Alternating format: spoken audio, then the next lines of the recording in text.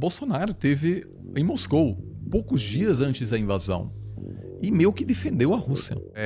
Inclusive, quanto mais turbulento o mundo, até eu não diria que é bom para o Brasil, mas o Brasil pode indiretamente se beneficiar disso, porque às vezes eu faço um post e tem gente da direita me chamando de comunista e da esquerda me chamando de Faria Limer, ou sei lá, o agente da CIA.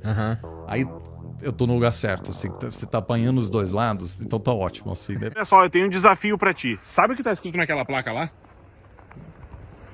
Não importa, eu também não sei o que tá escrito, mas eu sei de uma coisa.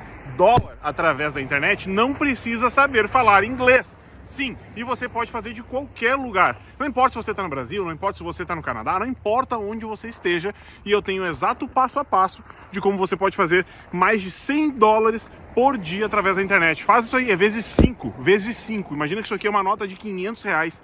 Aqui é outra nota de R$500. Aqui é outra nota de R$500. Imagina você ganhando isso todos os dias. Sim, é possível. Basta clicar no link aqui que você vai entender todo o passo a passo. Não precisa criar conteúdo e muito menos aparecer. Vem comigo.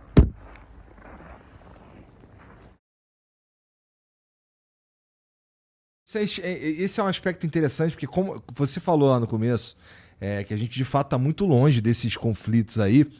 E uma coisa interessante que eu percebo sobre isso, o fato a gente estar tão distante, é que as informações elas chegam esquisitas, cara. E assim, se não for um cara que nem você que está enfiado no meio dessas questões e desses conflitos e tal, e que manja, e que tem conhecimento, conheço o chanceler, conheço não sei quem e tal, eu não sei direito o que pensar às vezes, porque as notícias elas chegam sempre com um viés assim forte, sabe? Então, o conflito em Israel, por exemplo, é um puta absurdo tudo que tá acontecendo, mas assim, fica um pouco cinzento você saber ali o que é de verdade, claro, que tá acontecendo ou não, sabe? O fato a gente tem uma ideia de que tá morrendo uma porrada de gente em Gaza, não sei o que, as coisas estão acontecendo de jeito meio merda, mas o que chega a notícia que o Israel bombardeou um hospital. Claro. Aí, aquele caso foi super difícil, porque tem que aguardar notícias e então, o que as redes sociais querem as pessoas se manifestem imediatamente. Exato. E aí a gente fica fudido. Eu fico assim, caralho, o que tá... Porque aí o Hamas fala, não, foi...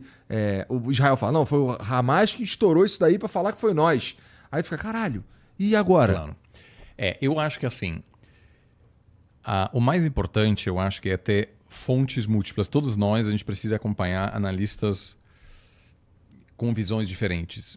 Se a gente acaba acompanhando pessoas que pensam tudo igual, o risco da gente ficar dentro de uma bolha é gigante. E acabar recebendo uma notícia absolutamente enviesada, descolada da realidade, né? Então, no caso de Israel, eu acho que assim, é um caso que polariza demais. Por quê? Porque diferentemente da Ucrânia, a Ucrânia nunca polarizou aqui.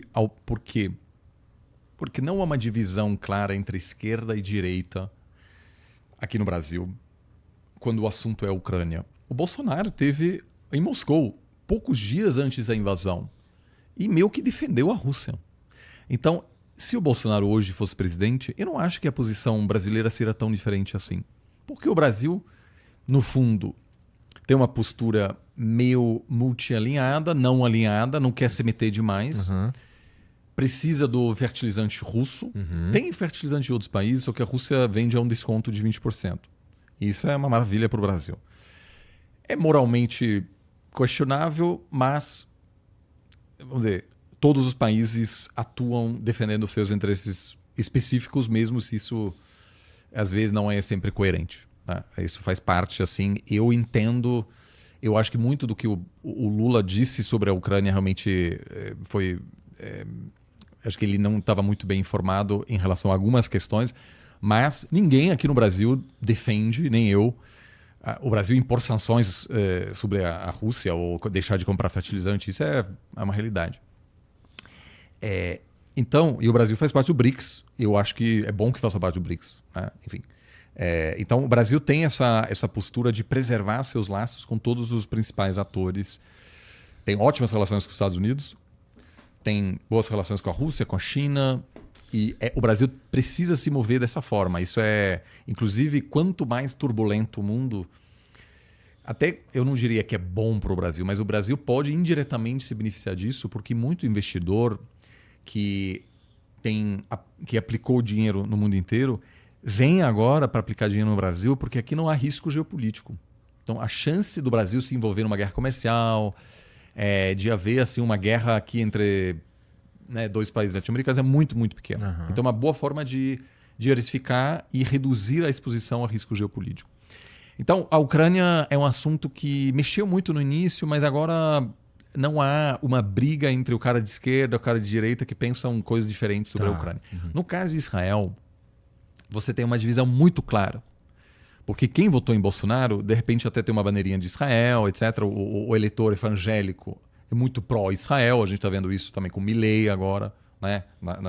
E o eleitor de esquerda tende a ser mais pró-Palestina. Então, qualquer comentário aqui, ele tem uma conotação política interna. Então, se eu falo assim, esse míssil lá, talvez foi Hamas, não foi... Então, imediatamente, a direita vai dizer, é isso aí, ou a esquerda. Então, assim, as pessoas não estão olhando mesmo aquele conflito, porque tem uma conotação tão ampla aqui, porque isso cai como uma luva na polarização já pré-estabelecida aqui. Então, a gente precisa ter mais cuidado ainda. E aí, eu acho que o mais importante é sempre o seguinte: acompanhar pessoas que têm opiniões um pouco imprevisíveis. Ou seja, uma pessoa que às vezes fala mal dos Estados Unidos, às vezes fala mal da China, da Rússia, ou seja, que não é necessariamente militante.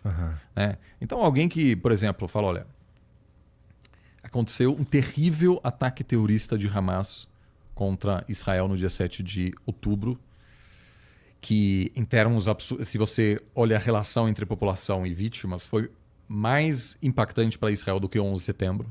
Né? Ou seja, um trauma nacional de um país que se sente muito acuado nessa região. Mas é também preciso compreender esse ataque no contexto de um histórico de muito sofrimento da população em Gaza, de um papel israelense de não ter, em vários momentos, ter atrapalhado a criação de um Estado palestino autônomo. Ao mesmo tempo, as lideranças palestinas, ao longo dos anos, fizeram um péssimo trabalho para alcançar a criação de um Estado autônomo. O Biden, ao meu ver, errou ao dar aquele apoio incondicional aos israelenses no conflito contra Gaza, permitindo que o número de vítimas entre civis fosse muito elevado. Ao mesmo tempo, também, é preciso compreender que Israel precisa, de alguma forma, reagir à presença de um grupo terrorista que é Hamas, que diz explicitamente que o objetivo deles é eliminar o Estado de Israel. Ou seja, eu não estou igualando esses dois, estou dizendo assim, a gente precisa olhar aquilo, não é uma coisa 880, é um assunto muito, muito complexo. E o mais importante, eu acho, como eu disse, assim, ter, idealmente, assim, pelo menos 3, 4 pessoas que às vezes têm opiniões diferentes, mas que não sempre estão... Sabe? Eu acompanho essas pessoas assim. Quando o fulano vai falar sobre os Estados Unidos, já sei, o cara vai falar mal dos Estados Unidos. Fulano vai falar sobre Israel. Aí agrega pouco, porque acima de tudo o objetivo dessa pessoa é mobilizar os seguidores. É verdade. Eu sempre digo assim, às vezes eu faço um post e tem gente da direita me chamando de comunista e da esquerda me chamando de Faria Limer, ou sei lá, o agente da CIA. Aí eu tô no lugar certo, assim, você tá apanhando os dois lados, então tá ótimo. Assim, né? Então eu tô no lugar certo.